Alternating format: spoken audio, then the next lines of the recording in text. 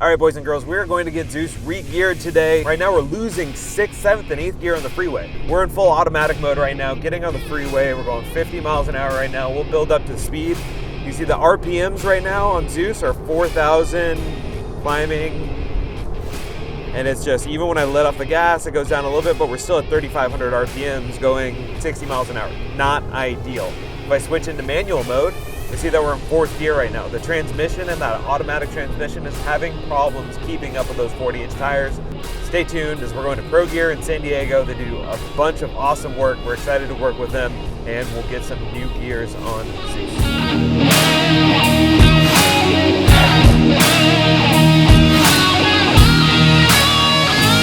All right, I'm here with Craig Scott, owner of Pro Gear in San Diego, California. We've got Zeus up on a lift here. We're putting 513s on it. You know, what are your initial thoughts on Zeus and the build? And you see a lot of these things. What's your?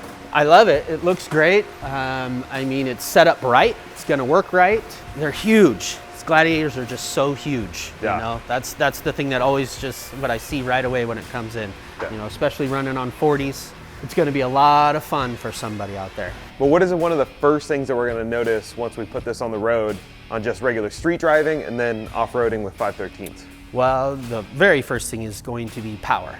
By changing the tires to 40-inch tall tires, you have created a physical change. You have taken away the leverage that the transmission and the axles make, right?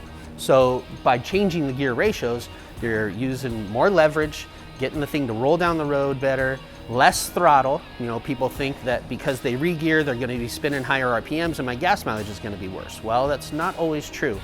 Lots of times what you have is you're using less throttle percentage to maintain the same speed going down the road, even though you're spinning higher RPMs. So you actually gain mileage back. Yeah, and with this being an automatic, one of the first things that we realized driving it home from Phoenix was it cannot find 6th, 7th, and 8th gear. It just doesn't exist. So are we going to get that back? Are we going to notice that, especially on the freeway? Yep, especially with not only just the gears, but whatever programmer you're running in there, get the shift points back. So the training computer and the engine computer and everyone's talking together properly, then everything's going to shift right, going to hold the RPMs like it's supposed to, not shift too soon and bog down.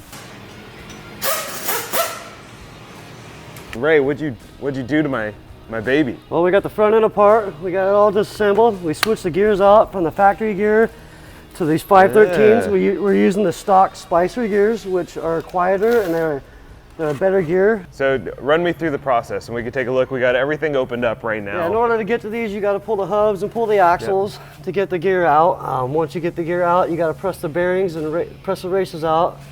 Once you get all back together, you have to put a crush sleeve in there, which determines your preload. And we run these about 12 pounds of preload on that bearing. Wow. It keeps it from not wearing too fast and nice and smooth.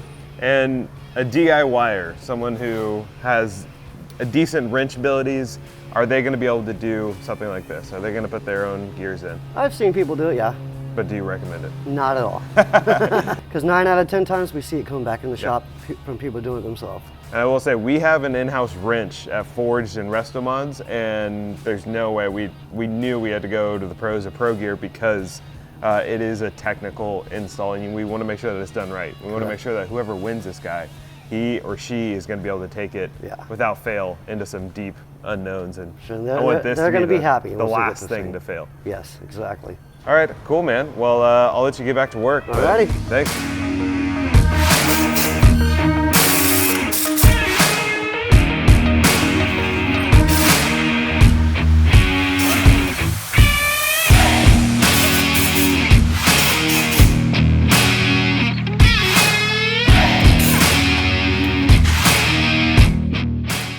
All right, so we just picked Zeus up from re-gear, and it's really important whenever you re-gear your vehicle that you break those gears in. You want to make sure that it's fully lubricated, that they are working in unison, and everything is all peachy clean before you put it under a heavy load, before you tow anything, before you do any burnouts or anything like that. Obviously, Zeus isn't going to do a burnout. We're going to go on the freeway. I'm going to show you guys exactly what the difference is on that re-gearing, because already, right away, the responsiveness, that feel of the torque, the go in Zeus that wasn't there before. The transmission just wasn't able to figure out exactly how to handle these 40-inch tires, and already right away. It's a night and day difference.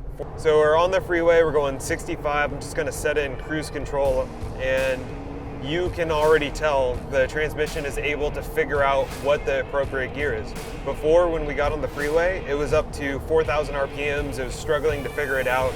And right now we're at 2,500 RPMs, cruising at 65. Everything sounds great. You can hear a little bit of the tires on the road, but that's really about it. So the regearing has been a success. I'm loving the way that the transmission handles these gears right now with 40-inch tires.